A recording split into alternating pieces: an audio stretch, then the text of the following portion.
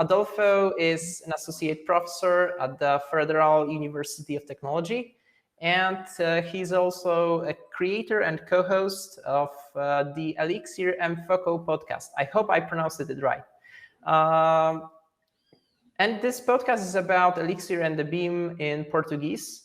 Adolfo, is there a strong, big community in Brazil around Elixir? Because I can see that a lot of people are actually sharing the knowledge there. So I'm just interested. Oh, yes, we have lots of people because the creator of the language is Brazilian, José Valim, although he lives in Poland. He was already living in Poland when he created the language, I believe, but it doesn't matter. He's still a Brazilian. He loves Poland, and Brazil and Poland have strong links because many in the 20th century, many people came from Poland, especially in the state where I live, which is Paraná. There is a huge Polish descendant community. I don't know if I'm saying it right, but people that their grandparents or their great grandparents, they came from Poland. So we even have a name for those people. It's Polaco. Oh, nice. Great. All right. So the stage is yours. Thank you very much for joining the event. I can see you all over the Twitter and everywhere where Elixir is. So I'm happy to meet you here on the meetup as well. Yeah. Okay. Let's start. Okay. Thank you very much. Let me just adjust here so that I can see. And so the name of this talk is Learning Erlang. Learning Elixir in Erlang, although the order doesn't matter here. Learning Erlang in Elixir, Elixir in Erlang, with advent of code and exercism. I'm not sure if I can see the chat here. Yes, I can.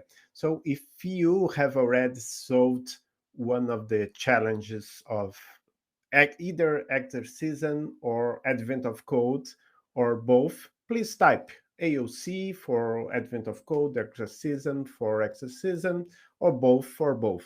I would like to know. And I'm going to discuss the advantages and challenges of both these sites.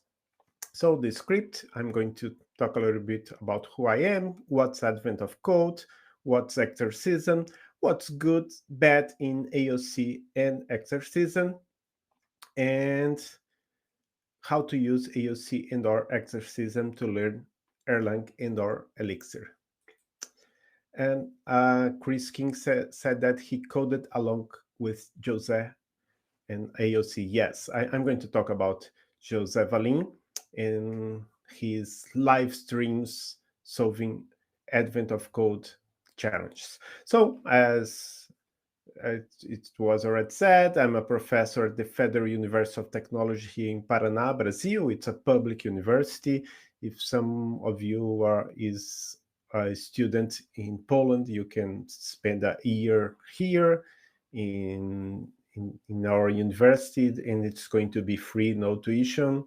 I'm a co-host of I'm going to say in Portuguese, I know it's difficult, it's Elixir em Foco, Elixir em Focus podcast. We have interviewed José Valim, and the latest episode of our podcast, it's on YouTube. You can listen to Portuguese and read good subtitles in English.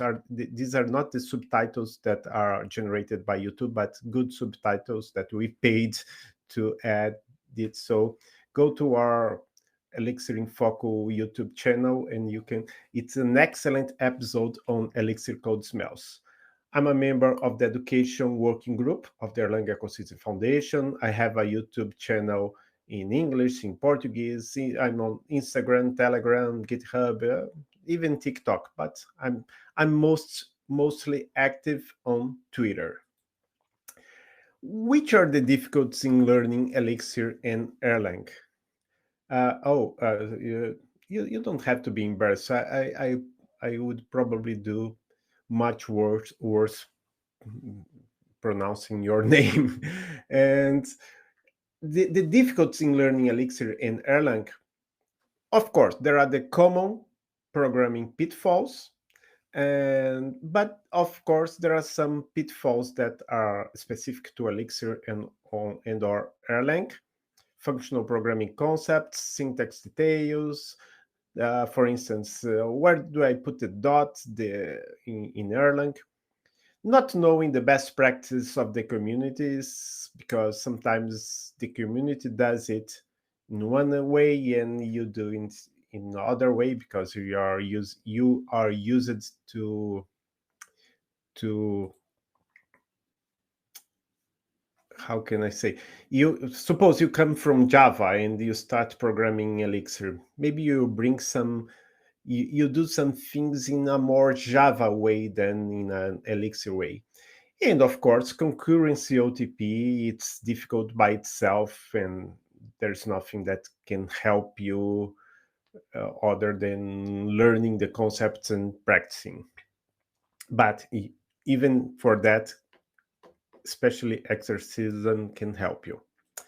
But in my opinion, to try to deal with those pitfalls, I like reading books or well-structured materials like Elixir School.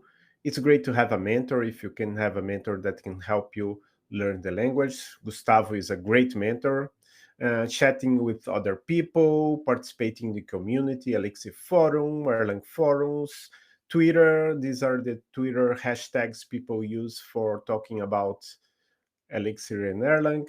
The Elixir World Telegram group, which I shared in the chat, the link. Podcasts, I love podcasts. There are many podcasts in English, in Portuguese. Of course, there's only one in Portuguese, but there are many in English. What else? I believe that you can read 10 books. You're not going to learn programming. You have to put your knowledge into practice. That's my belief. And that practice, it cannot be, oh, if someone told me, no, now build something like WhatsApp. No, that's too much for me right now. But if it's something just a little bit above my current level, oh, okay, that I can do. I can try to learn and do it. So another important point that I like to stress, especially this is especially for people that want their code to look like the code produced by the rest of the community. That means write code idiomatically, write code the way more experienced people in the community write, because for every programming language there are several options that I can do this something this way or that other way. But if you write code idiomatically, it's better to be understood. And which one is most used? I see some people here answered Exercism. I didn't. I saw an answer about Advent of Code. I did a small sample research here. It's many people used Exercism on Elixir Forum, but almost the same amount Advent of Code. On Erlang forums, most people did Advent of Code. And on Twitter, most people did Exercism. This was some of these questions were in Portuguese, so this is not a perfect sample. But let's go to talk. Of course, I'm not going to talk here about Elixir and Erlang. I suppose everyone knows here that the Elixir and Erlang are two functional programming languages which are very good for concurrent systems. And Advent of Code, you have basically what you have for Advent of Code is this website, adventofcode.com. You can learn more about Advent of Code on its Wikipedia page too. The creator is the guy that created Advent of Code is Eric Westel, and it's a kind of event. It's an annual event that goes from December 1st to December 25th. It's a kind of competition, but it's not exactly a competition. You can create private leaderboards. There is a global leaderboard, but uh, that's the part of the event that I like the least. I don't care about the competition, but you can create a kind of friendly competition with your colleagues by creating a private leaderboard. Uh, Erlang forums and Elixir forum, they have a common leaderboard if you want to join. And what counts for the ranking is who finds the answer first. And the answer for um, Advent of Code challenges is a number. So you don't submit to the Advent of Code site your program written in Elixir or Erlang. You just submit a number. So you can use any language. You can even use Excel or LibreOffice Calc. And the time zone counts. If you read the website, you understand why the time zone counts, but uh, it, it's this is the time zone counts only for the global leaderboard. I did several Advent of Code challenges in the latest years. You see here, I didn't do 11 and 12, probably because they were on weekends. Yeah, you see, you can join Advent of Code, and no, day one I do it, then day two I don't, and then day three I do it. You decide. There's no hard commitment, and I'm saving since 2021. I'm saving my solutions in this repository on GitHub. Many people do that. So it's not a problem to publish your solution as long as you're not trying to be good in to be the best in the global leaderboard.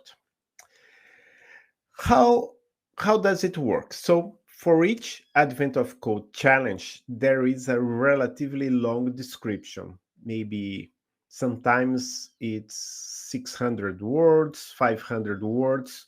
There is even one that's 1000 words. And you have to pay close attention to the problem description, because sometimes they add something in the last line. They say, oh no, before doing that you have to do this. And this is kind of, suppose if I'm a I'm a teacher here in Brazil, as a professor. I'm also a teacher, and it's the kind of thing that maybe my students wouldn't like. Oh no, but you describe it everything, and then in the last line you change it a little bit. So you have to pay close attention. And one thing that's also important is that you never know how difficult a challenge is going to be. Sometimes it's very easy, sometimes it's very difficult, sometimes it's reasonable. And some solutions, if you read solutions published by others, some solutions can be rather ad hoc. I mean, uh, your solution solves Advent of Code Day 10, part 1, but then when you go to part 2, you have to change, because you cannot. This is also important. I didn't mention yet. For each day there are two parts. You solve If you solve the first part, then you can read the description for the second part of the challenge. And sometimes you can, most of the time you can reuse what you did for part 1, but sometimes you have to change a little bit. So that's why I say it's kind of ad hoc. And what about Exercism? Exercism, it's another site. This one was created by a woman. Let me read here. The name of the woman is Katrina Owen. And when you read the description, you see that the goal is very different. Exercism is a place where people can improve their programming skills by solving toy problems and then having friendly and rich discussions about the ways to make the code better. Toy problems. So most of the problems in Exercism are very, very easy or relatively easy. And the idea is that you're going to solve it and then discuss your solution with a mentor or with the community. This post is an old post. So as I said, it was created by Katrina Owen, and the site Exercism, exercism.org, provides exercises, the challenges, and free mentoring. That's something that Advent of Code does not provide. For Advent of Code, you only have the exercises, no mentoring. And usually the descriptions for the challenges in Exercism are much shorter than Advent of Code. You see here in Advent of Code, it was at least 500 words. Here, at most 172. Of course, these are three examples, only three instances. I didn't count the words for every problem on Exercism in the Advent of Code. But my sensation is that usually it's for Advent of Code, the descriptions are much larger. They contain more words. And another question is that when you do exercism, you have to choose a language.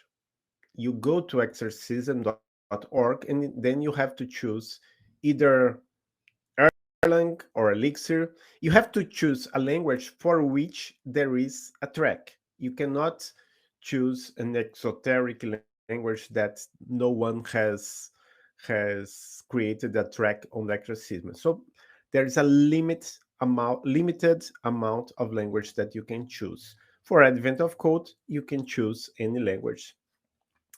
And Exercism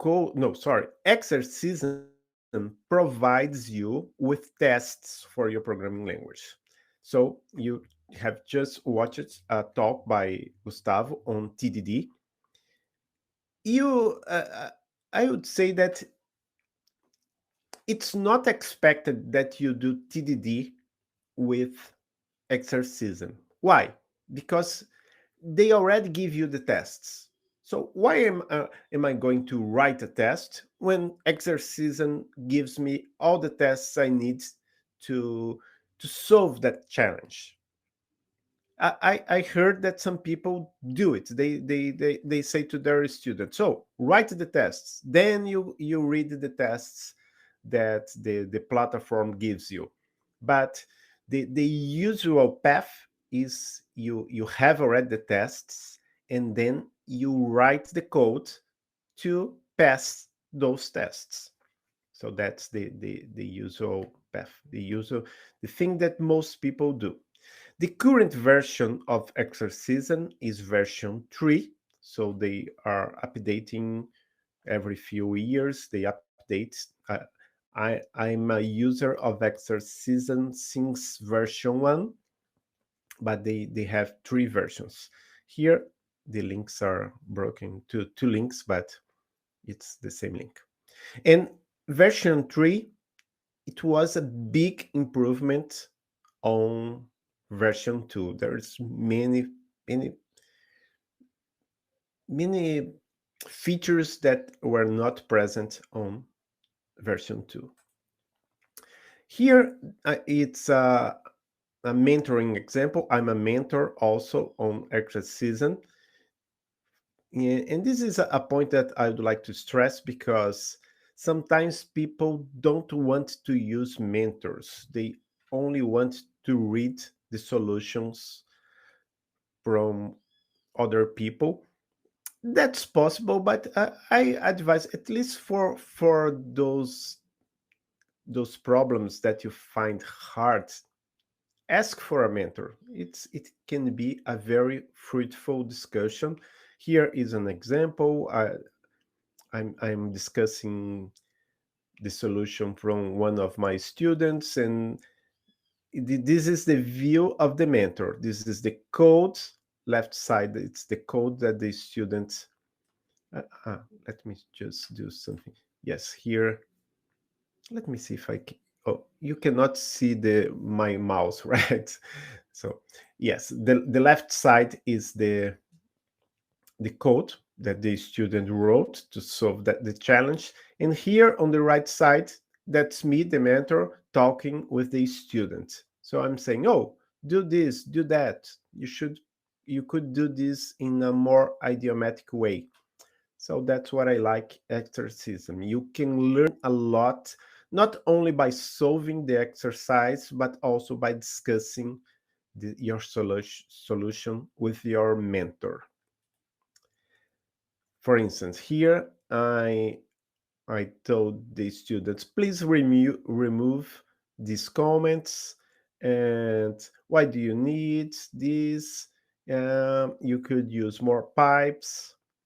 This is not much idiomatic. And that's it. Yes. How can I? The student asked, how can I change int to float? And then I said, oh, you can just use that. You don't have to convert into float. You just add .0 to a number, and that's okay. Let's go back now to Advent of Code. Who made Advent of Code popular in the Elixir community? I'm not sure, but I believe it was José Valim, because in 2018, he live streamed himself solving Advent of Code challenges on Twitch, on his Twitch channel. And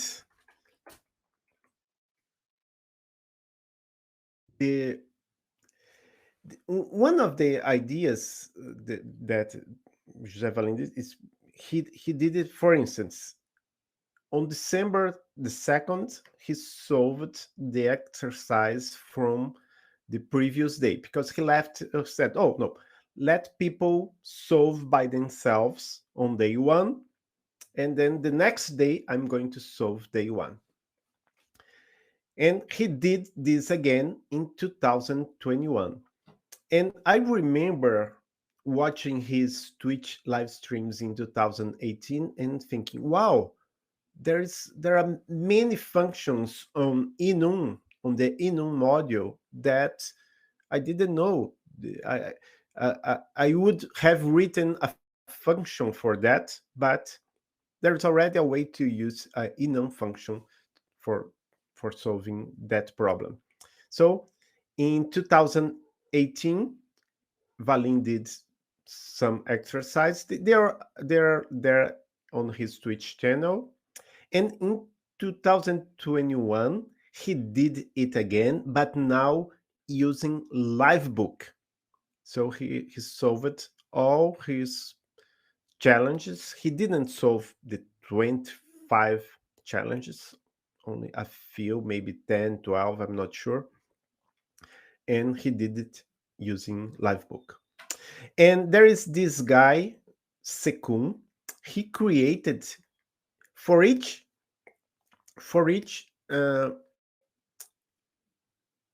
Twitch live stream from Valim, he created a shorter version of that video, and published it on his YouTube channel.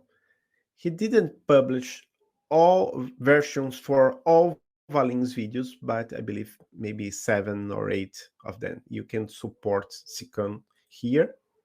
And he just recently got a job, so I don't know if it's going to finish, but anyone here who wants to help him, you can. He's on Twitter on this account. What's good and bad about AOC? You see, Good, bad is it's an opinion. So maybe it's not, it's good for me, bad for you, bad for me, good for you, or it's good and bad at the same time. But let me talk about it. What I like about AOC, there is this whole community, and it's not only Elixir and Erlang developers. There's people solving Advent of Code. Oh, in December, there's people solving Advent of Code challenges in Elixir, in Go, in C, C++, every language you imagine. Specifically for Elixir and Erlang, for instance, suppose today is December the 2nd. If I go to Elixir forum, there's going to be a post there commenting where people post their solutions for Advent of Code 2021 day 2. So you can do your solution, solve your, you can solve day 2, and then you can read how other people solved, either in Elixir or Erlang. There is even some people that go to these forums and post their solutions in other languages. There's people that learn Elixir a lot, but they want to do it in Erlang, and people that know Erlang a lot and want to do in Elixir, and some people that post their solutions on Twitter. That's what I like more about AOC. What I like the least about AOC is because they have challenges on the weekends. So I it for me sometimes I think, oh, I could be doing it, but it's a Saturday, the sun's shining, at least here in the south hemisphere. So um, that's something that's difficult for me. But if you know Spawn Fest, that great competition in the Bing ecosystem, and it happens on a weekend too. So if you want to dedicate a few hours of your weekend to AOC, that's great. It's in December.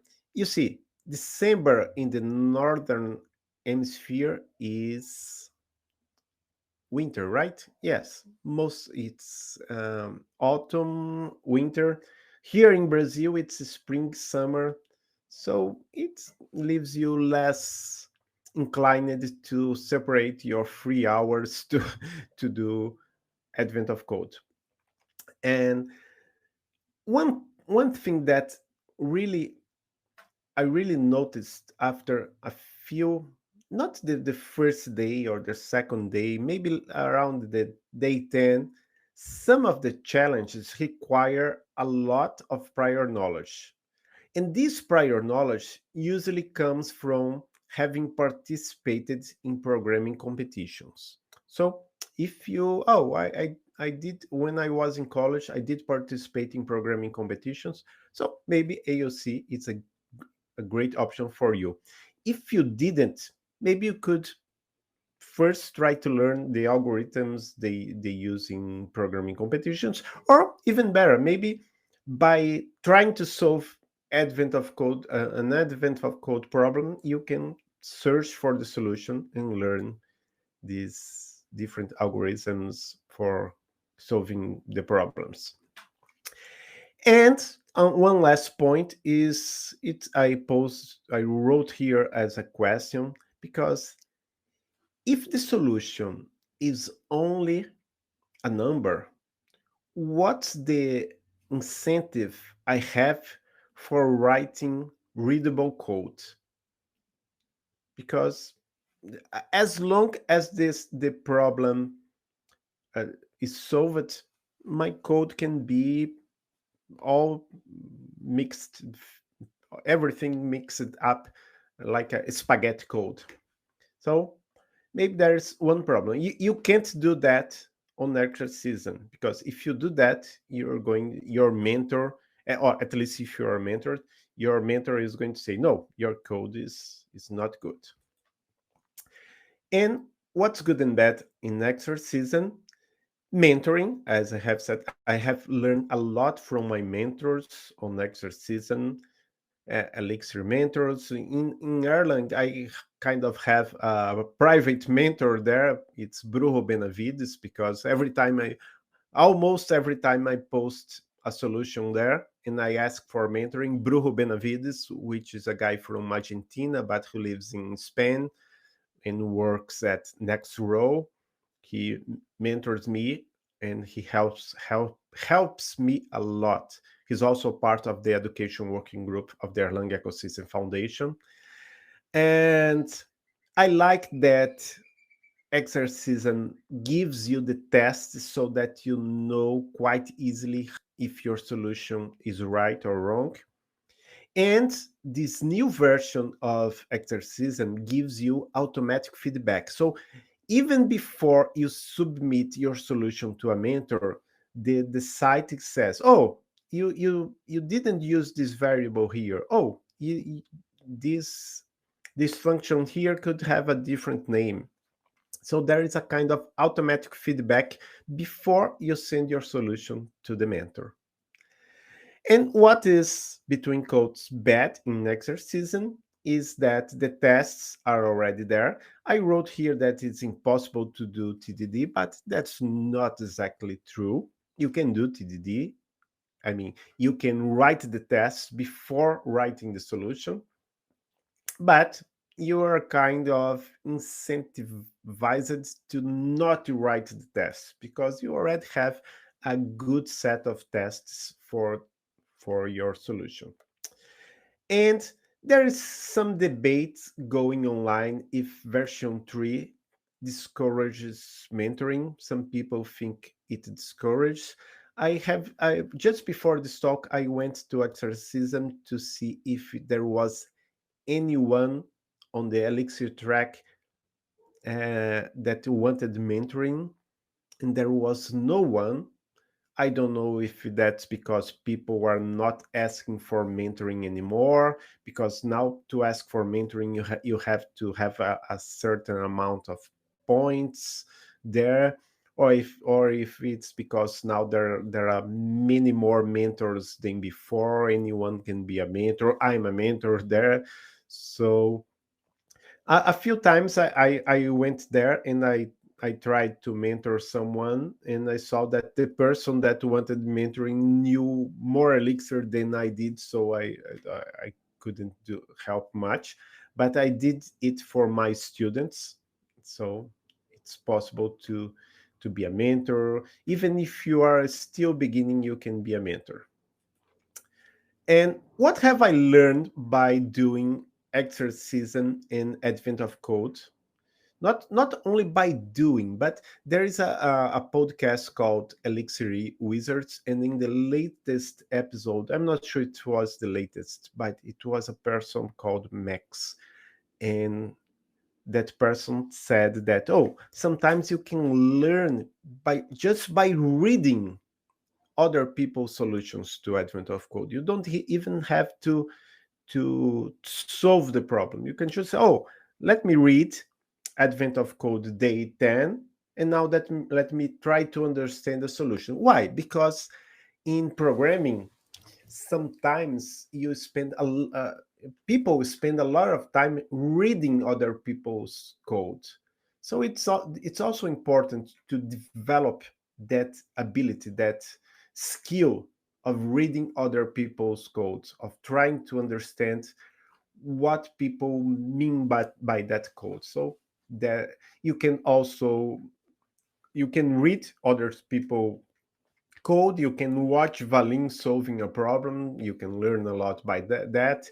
You can watch my videos. I have some videos in Portuguese and in English solving Advent of Code, Exercism. I even have now I have created a kind of a series in Portuguese where I invite someone to solve an exorcism problem with me. It's called Elixircism. I'm going to type it in the chat because this name is great because it's a mix of Elixir and Exorcism, but I didn't create that name. It was Herminio Torres, my friend. And so what I learned, Valin, using enum a lot. I learned a lot. Oh, there's an enum function for that. Lots of pipes, because it's beautiful how Valin uses not only Valin but all other experienced Elixir programmers. They use lots of pipes, and it's beautiful code. Uh, One thing that I learned in Erlang is that you can have functions with the same name but different arity, one being public and the other being private. This is this makes your code looks better.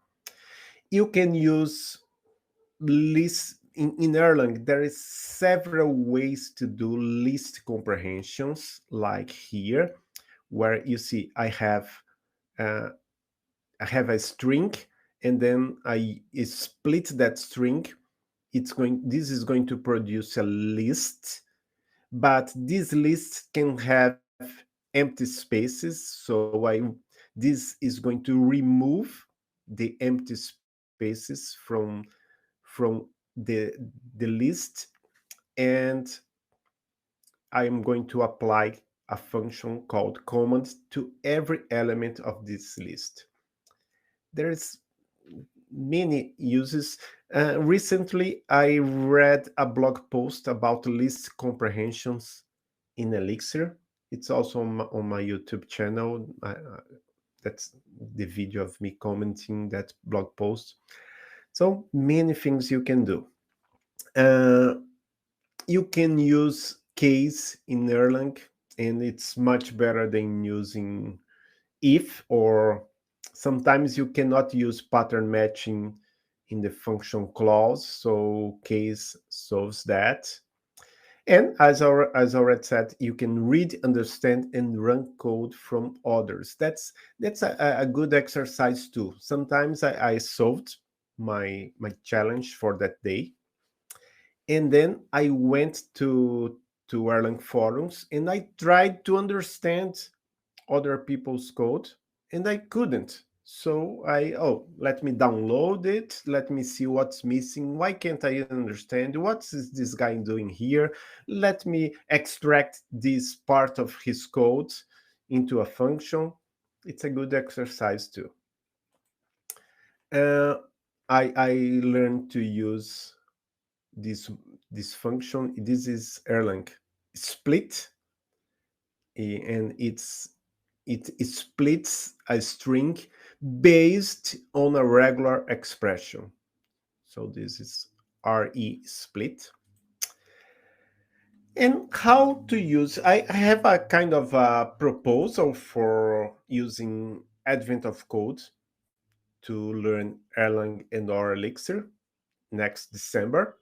So next December, I believe it's important to set a time limit. Why? Because if you don't, maybe you do like I did and spend maybe 3 hours thinking about a solution, because you in the first hour you can't solve it, so it keeps bothering you.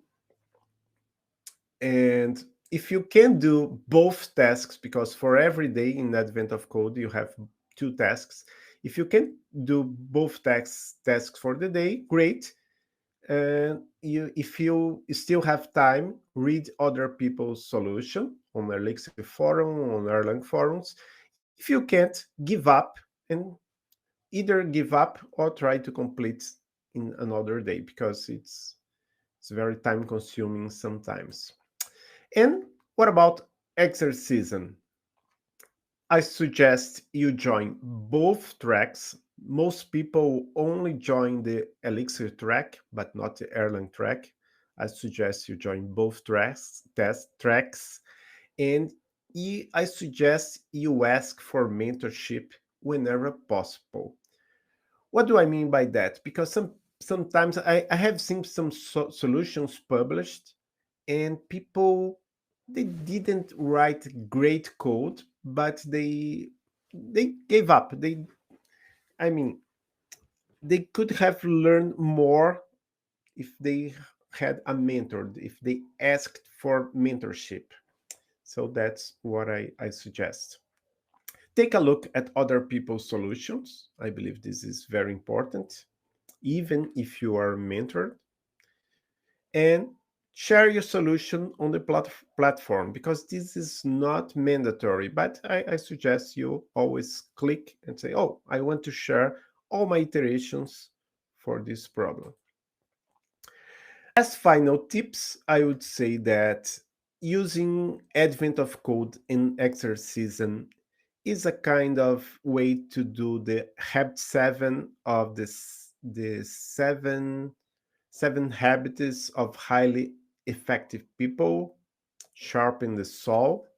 I mean, you are. It's just like you when you exercise to stay in shape. You if you keep solving Advent of Code and Exercism problems, you kind of maybe you don't learn a thing. I mean, you don't learn anything new, but you learn new ways of doing the same thing. So that might be good too. And some announcements to end this talk. I'm going to be in CodeBeam A Coruña this Saturday. It's going to be in Spain, Galicia in Portuguese. And we're going to have a CodeBeam Brazil. These dates are for 2021, but we are going to have CodeBeam Brazil in September 2022. Of course, some talks are going to be in Portuguese, so if you are not Brazilian or Portuguese, you won't understand the thing, but we have also some talks in English. And this is something that I cannot say if it's going to happen this year. It happened in 2028, 2019, uh, in person, a physical event, but in 2020, 2021, it was a virtual event. You can watch the talks on YouTube. But I hope that in 2022, we are going to have an in-person Elixir Brazil conference. And if you want to visit Brazil, you are more than welcome to come visit us during Elixir Brazil time. It's probably going to be in November if it happens. And as already posted in the chat, we had Gustavo and we organized this event celebrating the 10 years of Elixir. It was the only event celebrating 10 years of Elixir that happened on the day that Elixir completed 10 years, the day that Elixir, it was Elixir anniversary, May 24th. And if you watch the video, you understand there were lots of testimonials from people from all over the world. The recording, if you click here, you can watch the recording of this video. And that's it. I'm here. This is me on Twitter, Adolfo NT. My name is Adolfo Neto. You just have to remove the E and O, and you have Adolfo NT.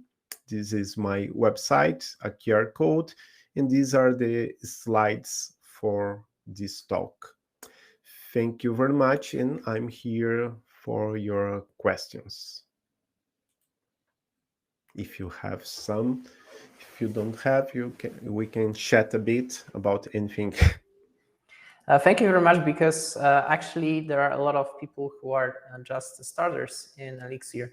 So I believe that's very useful. I've seen Jose doing some stuff on Advent of Code with Livebook. It was great. We use Livebook for recruitment, for instance, as well. I think this is like a perfect case scenario for both of these cases, learning and doing some recruitment stuff. Yeah, and I know that a lot of people also use Exercism. So I think this is very useful for people who are learning Elixir at some stage. Guys, do you have any questions for Adolfo?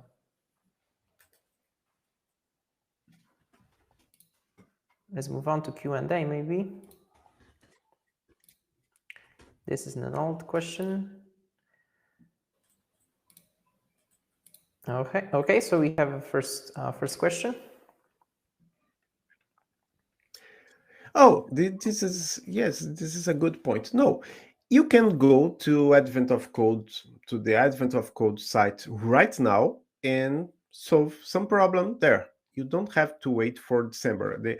The question is that in December they publish new challenges, one challenge every day from December 1st to December 25th. But you can go now and they already have challenges since 2015, so it's 6, 7, 8 years, I'm not sure, of exercises there. There's a lot that you can do there without having to wait till December. And of course, Exercism, you can do it right now. You can go there and try to solve a problem. They don't have any calendar. And regarding Exercism, there is a difference between the Erlang track and the Elixir track. I believe the Elixir track has a learning mode, which is better, has more features. The Erlang track doesn't have a learning mode. But oops, can you hear me? Yeah. Okay, no, because there was some. So you can go there and join both tracks right now and start solving the challenges. Is AOC useful for people that already know the basics of the language? Yes, it's very useful, I believe. Maybe AOC is more useful for people that are more advanced, but in Exercism is more useful for people that are beginners and intermediate programmers, because AOC, as I said, you don't know when you start solving an AOC problem, you don't know if it's easy, if it's difficult, if it's medium, average. And Exercism, no, you learn, oh, this one is easy. The site tells you that you can, oh, this one is easy. I'm going to do that first. After I do some easy ones, I'm going to try an intermediate one. So it's basically the opposite. AOC, of course, if you are a beginner, you can try AOC too. At least days 1 and 2 and 3, they usually are very easy. You can do them even if you're a beginner. Something to it. I know that every edition, whenever there is an edition of Advent of Code, people publish their results to GitHub accounts. So if you're learning Elixir and you try to do it with Advent of Code, you can still try to find the solutions that people posted so that you can see how they would approach it or how differently they would approach it. So that's also another way of using this event for the learning purpose. Are there certain exercises you recommend someone to get to in Exercism to have the full scope and understanding of Elixir? As I have just said, the Elixir track on Exercism has a learning mode. So this learning mode has I don't remember the right name for. Let me, yeah, I can still share my screen here, right? So let me share my screen here. So this is my Exercism page. If I click here on tracks, you see the Elixir and Erlang. For Elixir, there is this syllables here. Basic is anonymous function. You see, it's a tree of concepts. Even Gen server, they already have 3 exercises that demand you have to use Gen server to solve this exercise. Erlang doesn't have that. For instance, there is here, you see, there is only overview and the exercise, and I cannot solve every, no, no, these are the ones I have already solved. You see yes, these are available. Some I have already solved and published, but available, easy, medium, easy. Let me try to find a hard one. Yes, dominoes is a hard one. I'm not sure. No, you see, no exercise on Erlang is locked to me, but I'm not sure if maybe because I have already completed 17, no, 19. And you can see here that there are much more exercises in Elixir, 156. And of these, 122 are available, are locked to me. I have first to finish these 6 exercises before I can try one of the 122 other exercises. So that's the big difference. So the question was, if I recommend some exercise. No, I don't have to recommend it. For Elixir, the site restricts you, and you have to follow what the site suggests. Sometimes you have one or other choice, but not much. Okay. Last question to Adolfo.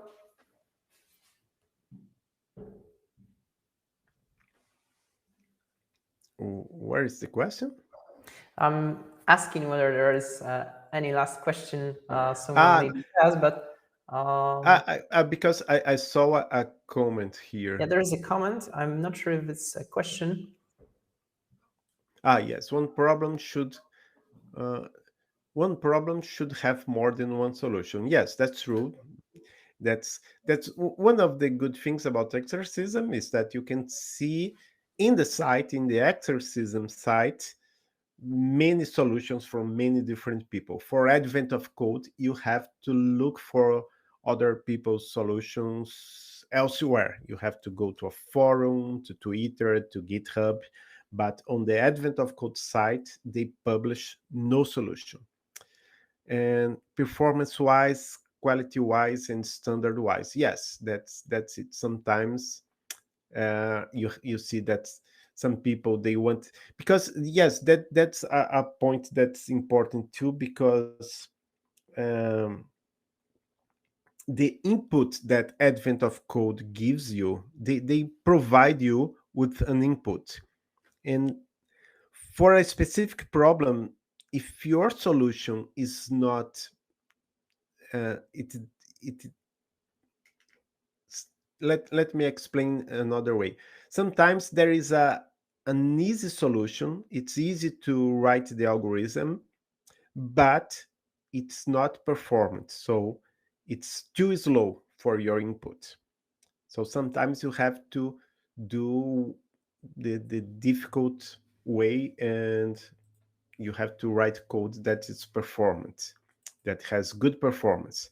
Sometimes you want to understand what you just wrote, but that's another question. And there is this standard-wise, which I don't understand. How do I know my code was good, or I needed to somewhere I didn't understand here? I said you can ask, yes, a mentor. I mean, In Exercism, you can ask a mentor. You can, please mentor, help me letting this code more idiomatic. But in Advent of Code, there's no way to do that. All you can do is it's ask a friend or ask some people on the Elixir or Erlang forums.